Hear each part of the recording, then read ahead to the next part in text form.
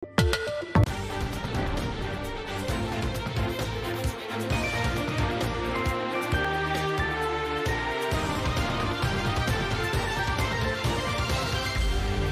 ова издание, над 50% од македонците сметаат дека пандемијата е светски заговор. 40% велат дека нема да се вакцинираат. Имунизацијата во Соединетите држави се одвива без проблеми. Здравствените работници приоритет. Пандемијата удри на економијата. Се повеќе американци бараат помош и донации. Останете со нас. Ќе ви кажеме повеќе. Поздрав од Вашингтон. Ова е гласот на Америка на македонски јазик, а јас сум Никола Крстик. Освен обезбедувањето вакцини, сериозен предизвик за македонските власти по се изгледа ќе биде и убедувањето на граѓаните дека треба да ги примат. На 40% велат дека не планираат да се имунизираат, додека над 50% веруваат дека пандемијата е светски заговор. Јавува Владимир Мирчевски. Вака треба да изгледа имунизацијата против COVID-19 кога вакцините ќе пристигнат во земјава. По почетокот на употреба на неколку вакцини во светот, прашањето е кога тоа ќе се случи во Северна Македонија. Одговор се уште не може прецизно да се даде. Се знае само дека ќе биде во првите месеци од 2021. Вакцините според најавите на надлежните ќе се обезбедуваат на 3 начини. Имаме уплата за 833.000 вакцини за популација од околу 400.000 граѓани за вакцина и ревакцинација во рамките на ковакс механизмот. Согласно планот за дистрибуција, вакцините се очекуваат во првите месеци од 2021 година. Покрај овој механизам, започнуваме преговори и за директна набавка од компаниите кои ги произведуваат вакцините. Предвиден и трет механизам преку Европската Унија, која е во постапка за набавка на 200 милиони вакцини за земјите членки и за уште дополнителни 100 милиони дози за земјите од Европа надвор од Унијата. Ние аплициравме за дополнителни 800.000 дози од овие 100 милиони. Европската Унија уверува дека се прават обиди вакцините против COVID-19 навреме да пристигнат и во земјите од Западниот Балкан. На состанокот со министрите од регионот, еврокомесарот за проширување Оливер Вархеј порача дека Брисел работи на обезбедување на вакцини за регионот во исто време кога ќе почне нивното имплементирање во Европската Унија. Она што се знае е дека секој граѓанин ќе прима по 2 дози. Приоритет имаат медицинските лица, хронично болните и старите. Целта е да се вакцинираат од 60 до 70% од населението, што според здравствените власти е доволно за да се создаде групен имунитет. Поради отпорот кај дел од домашното население кон новите, но и воопшто кон сите вакцини, владата веќе почна кампања за разубедување на граѓаните дека во позадина има светски заговор. Во целиот овој изминат период видовме што значи да се соочуваме со болест за која што нема вакцина. Сите вакцини за коронавирусот се развиени на безбедни платформи. Платформи кои што се користеле за развој на сите други вакцини. Тоа се безбедносни протоколи, тоа се процедури кои што со години наназад компаниите кои што развиваат вакцини ги запазуваат. Северна Македонија не е осамена во оваа ситуација. Во последното истражување советодавната група Балканот во Европа дојде до изненадувачки резултати за мислењето на граѓаните од регионот за коронавирусот.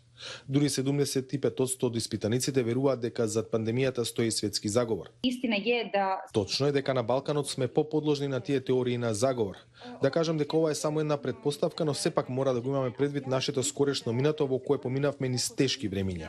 Од тука многу е нормално она што ти е во твојот микрокосмос да го видиш како нелогично, а презентирано од институциите во кои не веруваш.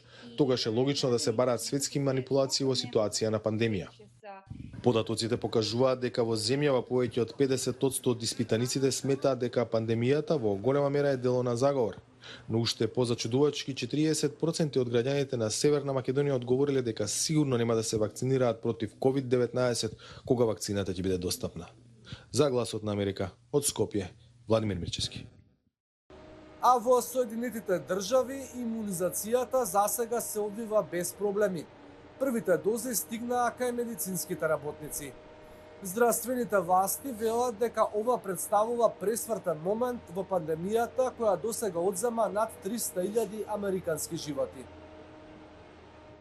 Точка на пресврт во битката со COVID-19 започна првата фаза од вакцинирањето во Соединетите држави. Откако беше сведок на страдањата и смртта на пациентите со COVID-19, медицинската сестра која работеше во одделение за интензивна нега Сандра Линзи не се двоумеше да биде меѓу првите кои ќе се вакцинираат. Се надевам дека ова го означува почетокот на крајот на ова болно време во нашата историја. Вакцините дојдоа во клучно време кога САД надмина 300.000 смртни случаи предизвикани од COVID-19. Пандемијата продолжува да ги преплавува болниците и да ја уништува националната економија. Но со првите испораки од неодамна одобрената вакцина на Pfizer, кој пристигна на 636 локации низ САД, и втора вакцина која на пат да биде одобрена, секретарот за здравство Алекс Азар вели дека ќе биде подобро. Додека зборувам, вакцините пристигнуваат со камиони и авиони кои се во собственост на UPS и на FedEx. Тие ќе ги однесат овие производи кои спасуваат животи до местата каде американците ќе ги добијат.